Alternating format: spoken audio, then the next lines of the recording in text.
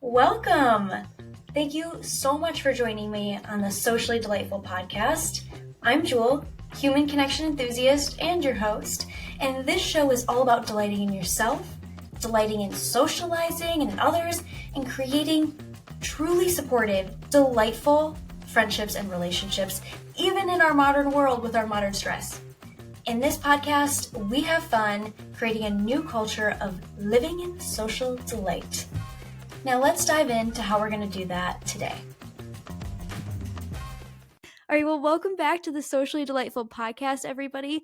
I'm truly delighted to have my new friend Nikki on the show. Nikki is a podcast host for Can I Just Say? Our episode was on there. We talked a lot about social perfectionism. Nikki was just telling me some kind words about some feedback she got on the episode, so you're going to want to run over to Can I Just Say after this. But to give you a background on Nikki, so she is also a co-founder of something really special coming up. I'm going to let her talk about that.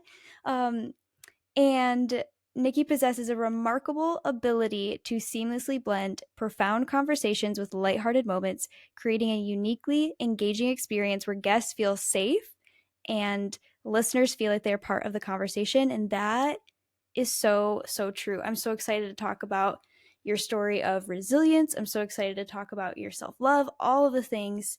Nikki, welcome to the Socially Delightful podcast. Jewel, thank you so much for having me. What an absolute pleasure it is to chat with you again. From the start, I just felt really connected to your mission, and I'm so happy to be able to share some of my story with your audience. Yeah, same. I know, I feel like we met and to make sure it was a good fit, and we ended up talking for hours and hours, and yeah. I'm so excited that I get more time just to riff with you, honestly. Totally. So that's really fun. So Nikki, one thing that I am really excited for your insight on, and I know it's like a big part of your next step forward, but something that you have called healthy love.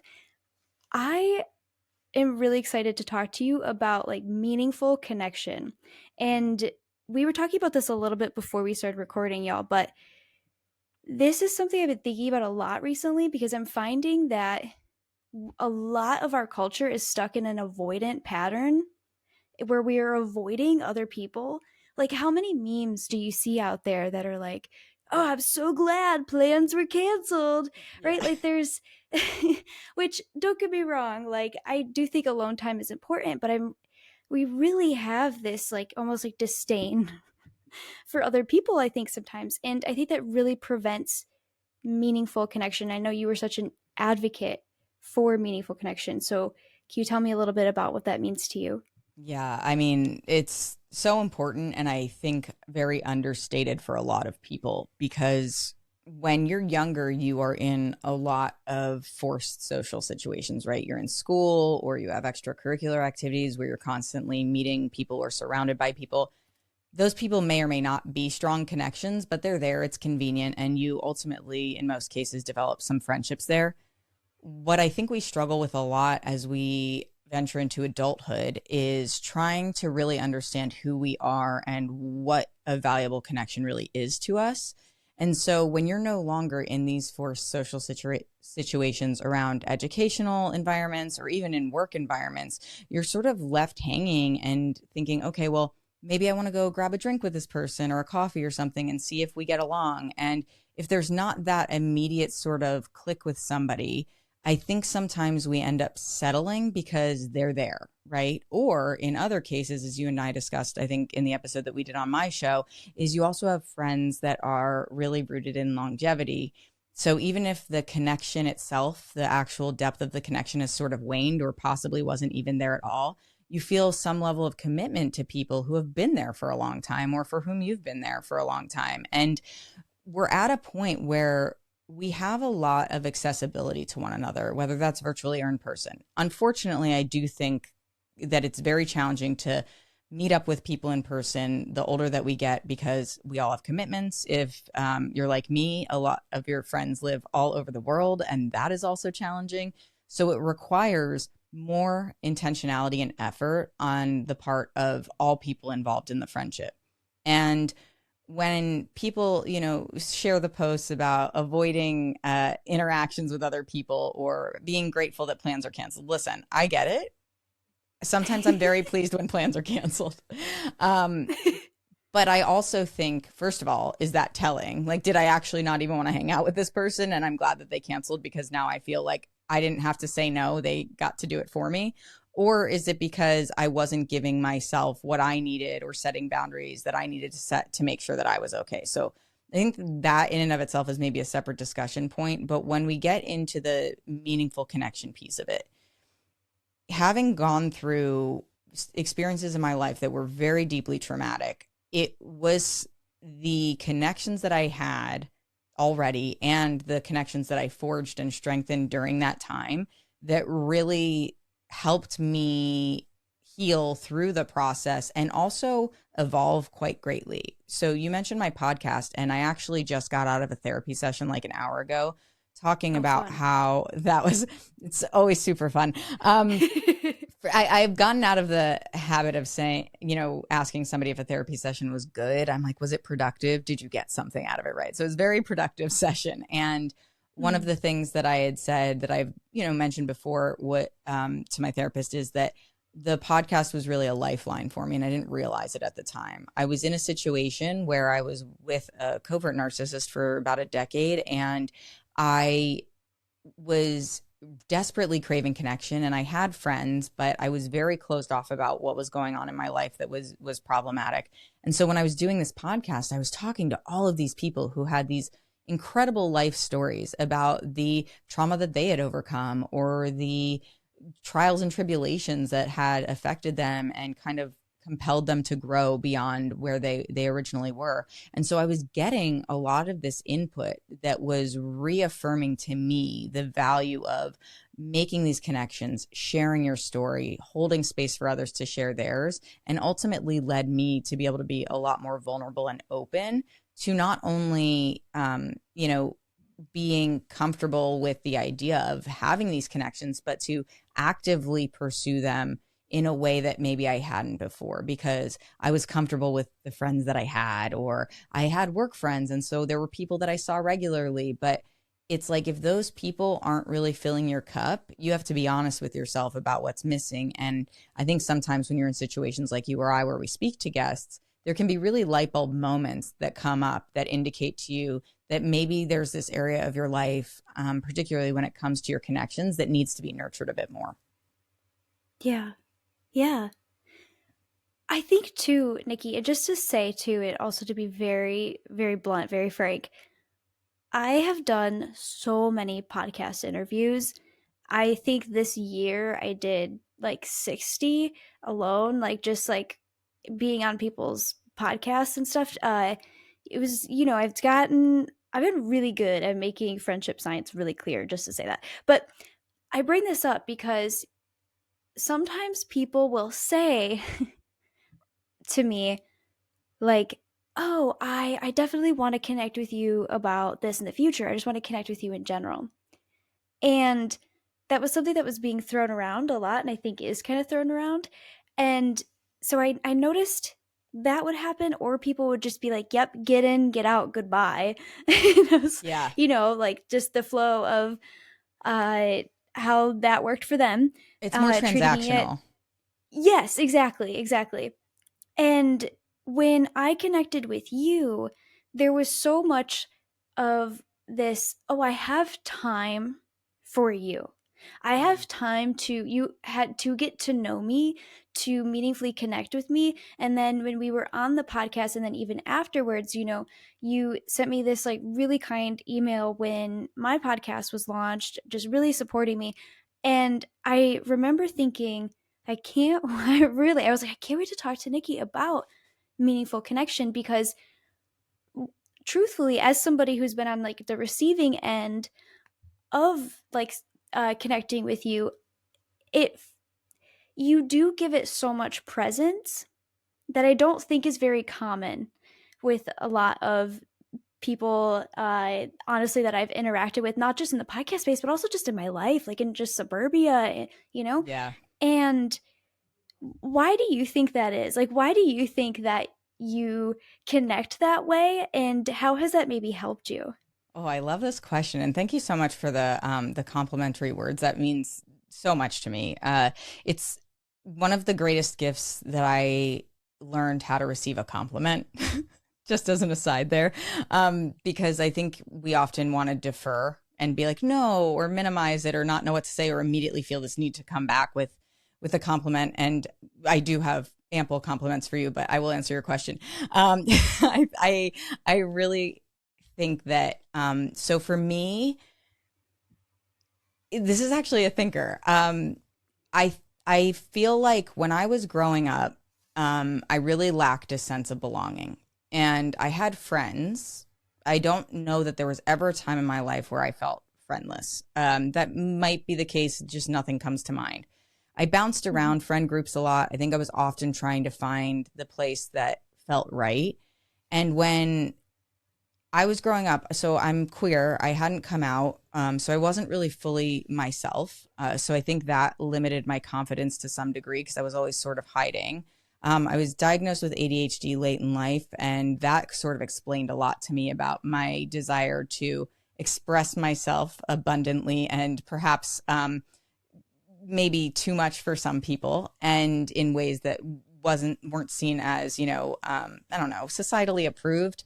And nothing that was crazy, but more just it made me feel like I was too much. And so I think growing up getting bullied a little bit, and then having like kind of being closeted in multiple ways, not just with my queerness but with masking with ADHD that was undiagnosed and things like that, is that I really never wanted somebody to feel like they couldn't be fully who they are in my presence. And I will admit that I had my petty, bitchy, unkind moments when I was younger. I was insecure. I have regrets about things that I've said and done. But being who I am now and having the conversations that I've had with people over the 5 years that I've done the podcast, working with people from all walks of life across the world, it just really, it's such a humanizing experience. And it's such, it seems silly to say it's an epiphany because it's so freaking obvious that we're all human, but there's something very equalizing about sitting in a conversation with just one other person and saying, "Hey, tell me about who you are. Tell me why you are who you are. How did you get here?" And I think this is absolutely an evolution of who I am. It's a bit of a long winded way to say that, but I've come to this from a lot of conversations and learning to enter them without judgment and wanting to hold space for that, to your point, because I think sometimes I assume everybody will or wants to. And the more I talk to the people that I'm closest with, they're like, that's not what people feel or how they do it. So no. And so I think part of it is maybe a little bit of naive optimism that I just assume other people are going to be along for the ride if I am. So I also welcome that quite a bit. Yeah, no, I love that though. I That aligns very much with one thing that I actually teach in my program with my clients is that connection is such a gift, and that you are offering somebody the best gift in the entire world when you offer to connect with them. You are offering Mm, them to be seen, you are offering to witness them. And there's just nothing more moving than that. And so I think for you, it's very similar to that mindset of, oh, everyone else is going to be along for the ride because you're dealing with other humans that also care about meaningful connection. yeah. So yeah, I actually, for you, do you mind if I say something real quick on that? can you I, say something? Absolutely, you uh, can. I really feel like the other piece of it too is that I'm genuinely really curious, and I think this is something that when did you watch the show Ted Lasso? I did not. My friends Okay, are obsessed though. first of all, highly recommend. Like, do yourself the favor. For anybody listening, if you haven't watched it, it is the feel good show that you need. And it also really taps into a lot of human dynamic through the character development that's, I think, relatable in a lot of ways. And I say this because there's this one scene in the show early on where um, Ted Lasso, Jason Sudeikis' character, says that there's this Walt Whitman quote. Now, I've recently read that maybe it isn't attributed to Walt Whitman, but I love Walt Whitman, so let's, for the sake of the argument, say it's him. And he said, "It's be curious, not judgmental." And I feel like that's kind of how I try to live my life. I want to understand. And I think when you enter into situations with other people and you're dialoguing with them, that going in without an expectation, going in with curiosity above all else, and a willingness to hear somebody's story or their side, whatever it might be, it gives you the freedom to both absorb and respond rather than react. When we go in with anticipation of what somebody's going to say or do, it's like we've already queued up at least some portion of our response before we even allow space for their message. And again, this is very much a learned behavior. And it requires, I mean, just even doing this in a conversation with my wife the other day, where she was expressing something to me and I'm in my body going, okay, stop thinking about how you're going to respond. Let her say what she needs to say. And so I think part of it is exercising that muscle of holding space for people, because when you do that for them, I think it actually does incline other people to hold space for you in return, because they're, to your point, they're witness to that and they're receptive of that. And what they feel when they receive that type of support in you holding the space is something that they recognize feels good. And it makes it easier, I think, to understand how you can actually reciprocate that. I love that. I love that so much.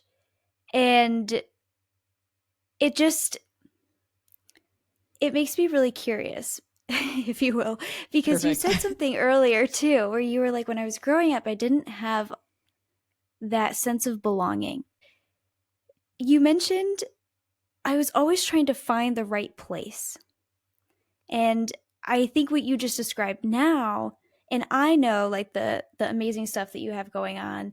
And you know, you said you've been doing this podcast for 5 years now. That's amazing.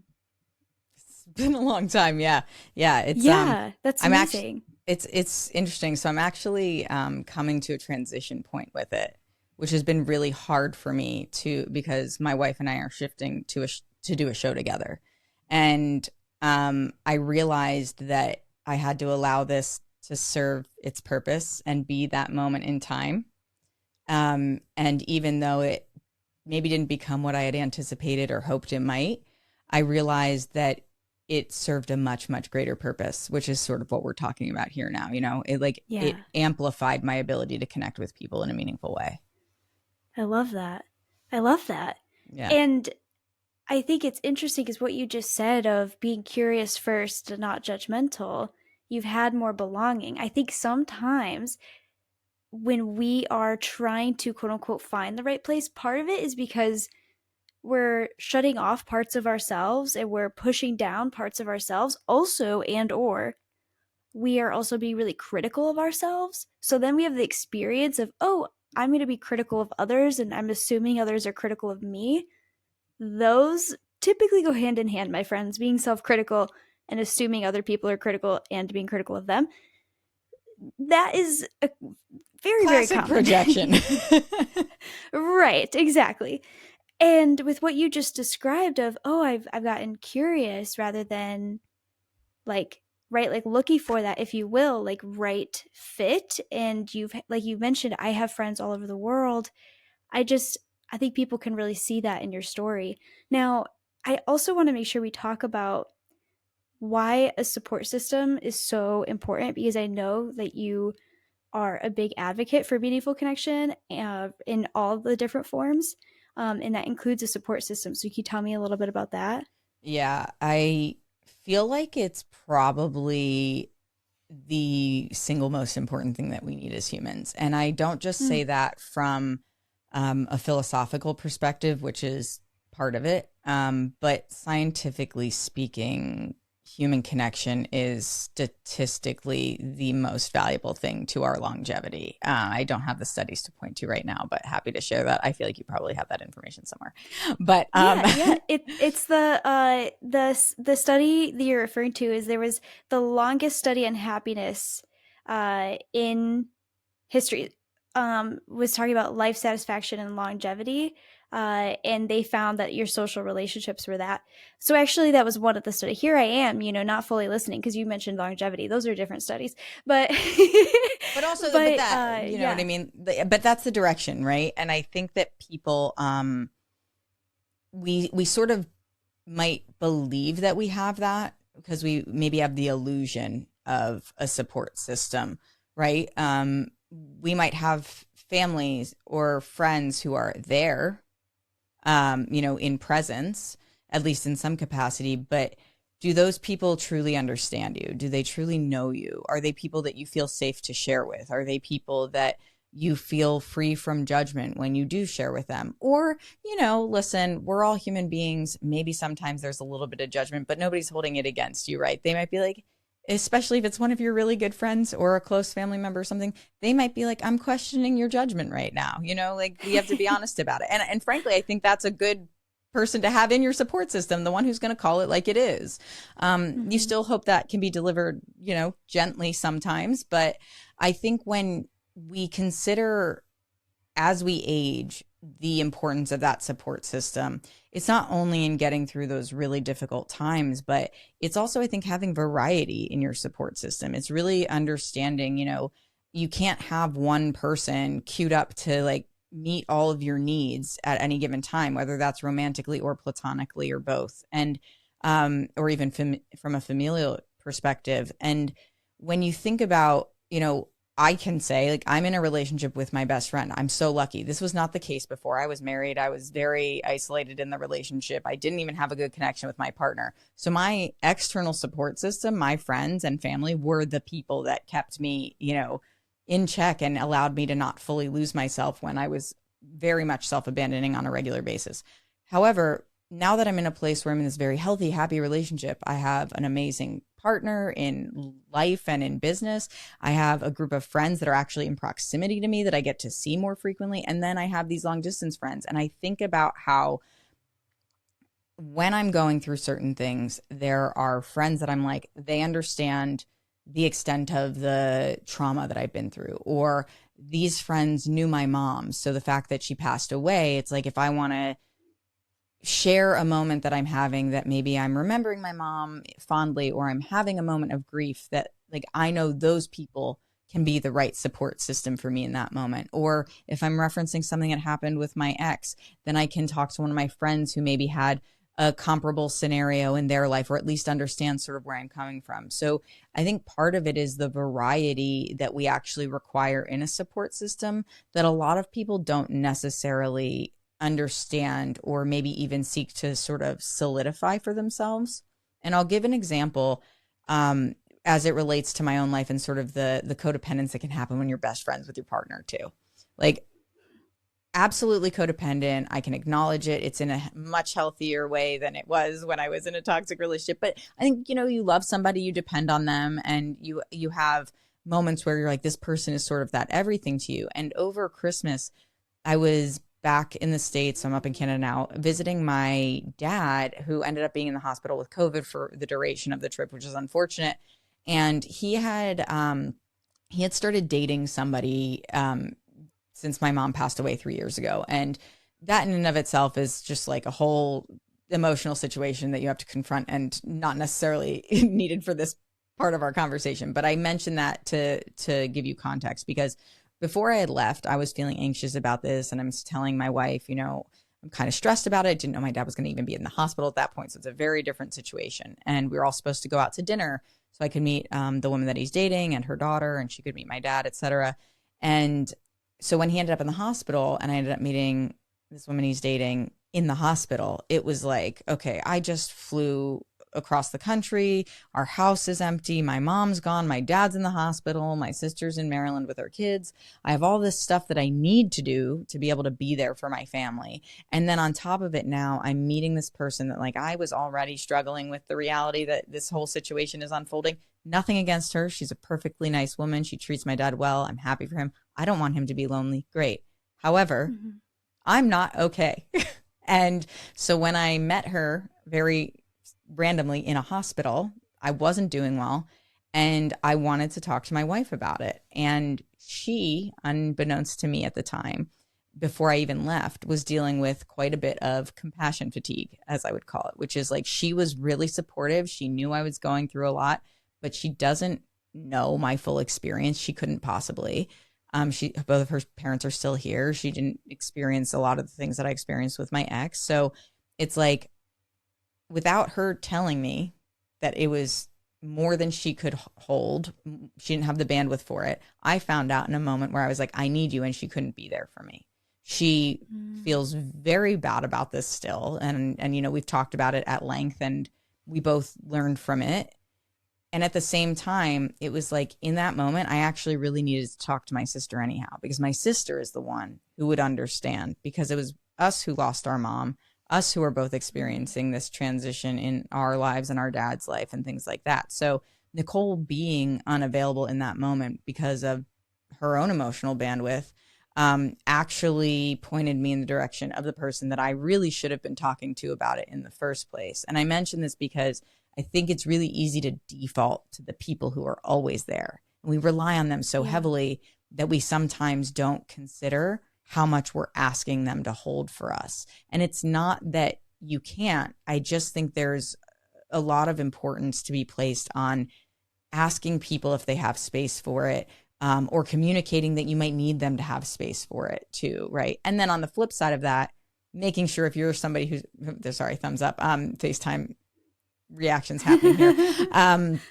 But I think the other piece of it is that as a person who's on the receiving end of that, you also need to know your boundaries and be able to communicate things so that you can remain an important part of somebody's support system while also making sure that you're caring for yourself in the process too. I feel like that was a little long-winded, but hopefully that helped a little. No, it was so beautiful. It was so beautiful. It was so beautiful. And it's really funny you mentioned this, Nikki, because I don't want to talk about people in my lives' experiences in their relationships. It's up to them, but it's actually something that's been something we've been talking about a lot, and like how important connective communication is. And I use the word connective on purpose because I think a lot of times, myself included, I have thought, oh, well, I communicated, and really I was coming at it in like a really, you know, maybe not harsh way. Like, we really want to come at this. Like, this is a collaboration, right? We did an episode recently on the art of conversation, and we talked about it in that episode, that what a conversation is two people agreeing to mutually understand each other. Like, that's the goal, is to understand each other. And our relationships in a lot of ways are just long conversations, and so it's a long time of us trying to mutually understand each other.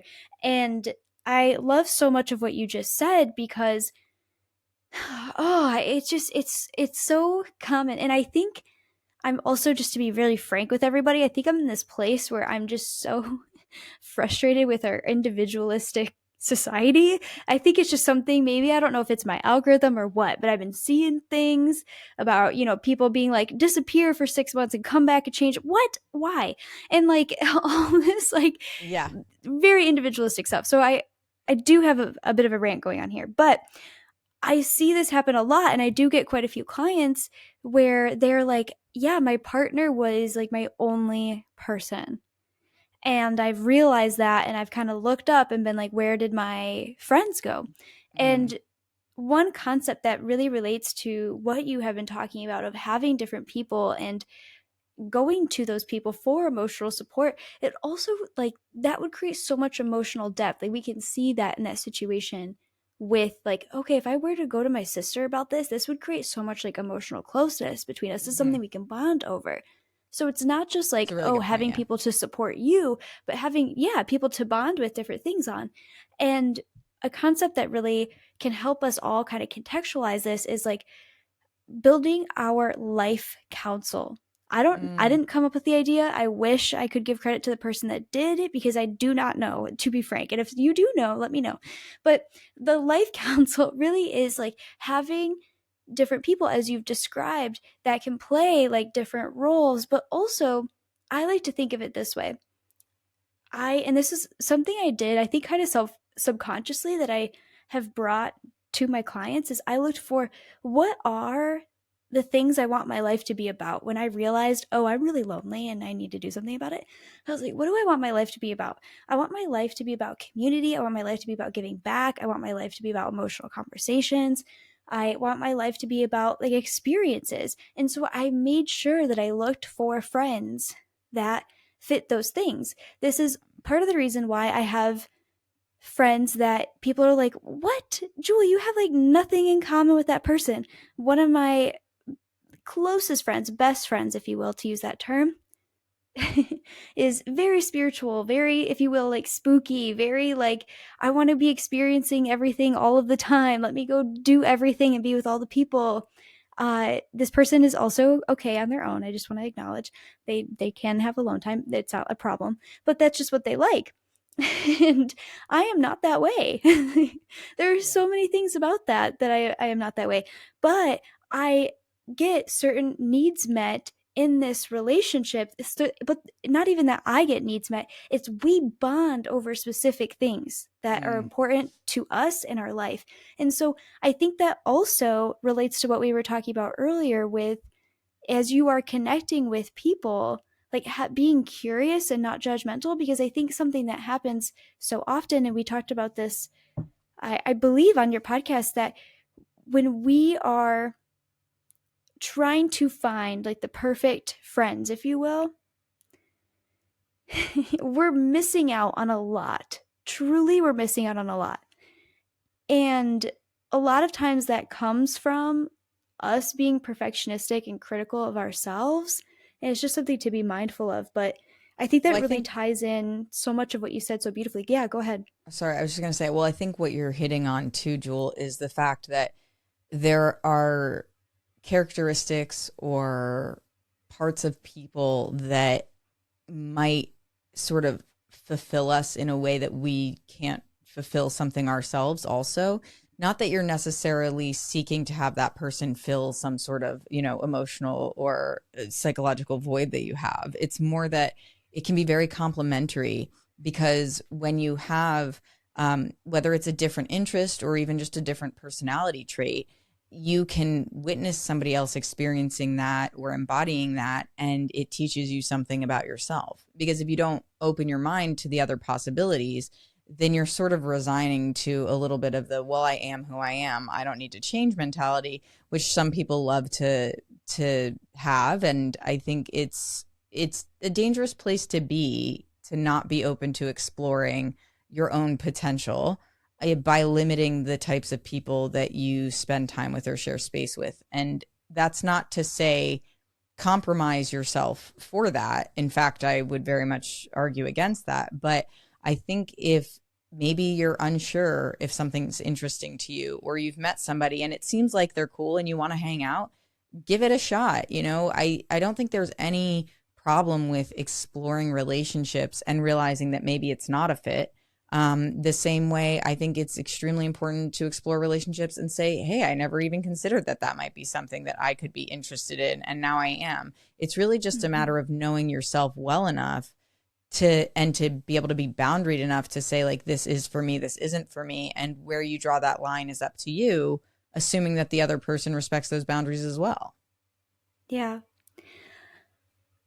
I think it's also a delicate thing to be mindful of. And this is something that I think can only really come from really connecting with yourself and knowing what is like, knowing what different things feel like in your body, Mm-hmm. because on one hand, I personally think, and again, on my like rage against individualism right now, I personally think that sometimes in our culture, we're kind of taught, like, at least in our pop culture right now, like boundaries, boundaries, boundaries. And I'm like, where are the repair conversations? Yeah. Where are the, hey, this fight isn't worth ending your friendship over? Because one thing that we do know is that female friendship, in particular, is more fragile compared to men's, even though it's more emotionally deep and close. Why? Because But we're that's really probably what, fickle.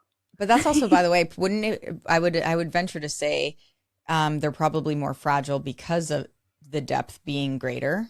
Because Mm-hmm. even just talking to one of my good friends whose husband sounds like just one of the most emotionally aware men that I've ever witnessed. I haven't met him personally, but the conversations that she has and the dynamic that they have. But she said he even commented that it's weird that, he just goes out with their guy friends and there's always got to be another activity. So they're not just sitting there faced with each other. And I'm like, Mm-hmm. so in that regard, I do think there is a sensitivity that's probably heightened for women when it comes to that. If your relationship is more rooted in emotional aspects because you're going to feel more attached to your um like the dynamic is sort of predicated on your ability to communicate with each other and to align on certain things. And if that, to your point, fractures or ruptures in some way, um, people might be inclined to be like, you know what, I'm done. I don't feel like dealing with it anymore. It's easier for me to say goodbye entirely than to have to confront this hard conversation. And that's Mm-hmm. actually a really good, I think, unintentional way to help me explain a little bit of what Nicole and I are actually doing. You mentioned the concept of healthy love, and the podcast that we're doing, and will probably hopefully be out by the time this episode airs, is really rooted in helping people not just hear us talking about these types of topics, but to actually witness us exploring those topics by modeling it. So we've had conversations about how we want to record us actually working through a conflict in real time. Now, granted, I think what's going to happen is we'll probably do this and then be like, do we feel comfortable sharing this with the public? But to be aware of it, because I think so much of what limits people's ability to be close to one another is the avoidance of hard conversations. And to your point, that could potentially be a hard conversation that you're having just inherently, but it could also be like you're avoidant of actually fixing the problem or the relationship or addressing that there even is an issue in the first place. And if you're not willing to do that, then you are absolutely limiting your ability to connect deeply with people. And I think it really becomes quite isolating because it's a bit, in my experience at least, I'd say it's a bit of a retreat into yourself that alienates people. I'd venture to say that's by design in a protective way, but it's probably not as effective as one might like to believe. Right, right. And there's something really, if you will, like, what's the word? I can't think of the other word, the D word, dichotomy. Yes, maybe? I don't know. But it's very black and white. It's very binary, if you will, to and that can also feel really good to the brain to be like, yeah, they're not a good friend. Rather Yeah. than, hey, this is messy and we need to talk this out and collaborate. That this is going to be a different kind of collaborating mutual understanding of each other. And so I do think we are quick to do that. So on one hand, I'm like, okay, I want to advocate for women, especially, to be willing to have conflict with their friends, honestly. Like, Yeah. and be willing to talk about it. And at the same time, I'm experiencing some tension because I also know that we've been shoved the message of like people pleasing and that is such a big problem for people. So I think with everything that you and I have said so far, I think it really comes down to, and I think this is why your podcast is also so needed, is like healthy love. What does that look like? What does that mean? Because it is such a, I don't want to say like fine line, but there is such a beautiful, if you will, middle here, but it's not very, things are not just like black and white super stark like that. Like we in this podcast right now cannot give a very clear answer on, is this relationship good for you or do you need to be more open? That is just something that you need to tap into within yourself to get that answer. And sometimes our barometers, our internal barometers for things are off. Yeah. And that's what therapy, coaching, learning is for too, to help you get some empowerment on, okay, is this barometer? Because I know, for example, one thing that happened for my partner and I is that when we started dating, we would have conflict, and I'd be like, oh, great, great, we're so good. And I would, you view it as a connection tool because I would view it as in like, wow, you're safe enough to argue with me or to express like an emotion with me. I'm safe enough with you to do that. And we would collaborate and move forward. But because we were having any conflict, period, my partner in the very beginning of our relationship was like, oh no, this cannot be happening. We have a huge problem, right? Because his barometer, if you will, was off because in his own experiences and things like that. And so I just think again, like as much as Nikki and I have so much like knowledge on these topics, like we cannot define in this podcast like right here for you of, is this relationship good or not? Do you need to be more like good for you or not? Is it a fit for you or not? Or do you need to be more open? Yeah. Um, It's so yeah, subjective, right? Like it's so it subjective, is. and you make the point about, what is your past experience that's informing your present decision making too. When Yeah. it comes to conflict with a partner, it can be extremely difficult if you have different ways of handling conflict. Um, this is something my wife and I talk about very frequently, because I historically can be explosive. She's historically more of an imploder. And if you're trying to have a discussion in the heat of the moment, it's extremely challenging to have anything productive come of that.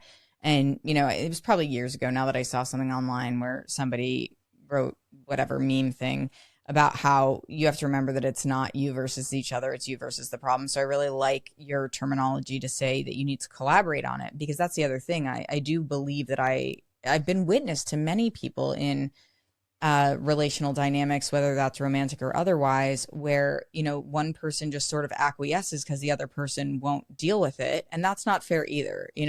For us to Mm-hmm. have these really enriching relationships, it requires all parties to be available to it and not just feel like you're sort of putting a band-aid on it and you don't want to discuss it again, because what's going to happen is you're going to continue to have the same fundamental arguments that just manifest in a different way. They show up differently in your life, but the root cause of it is really just exactly the same, or at least extremely similar.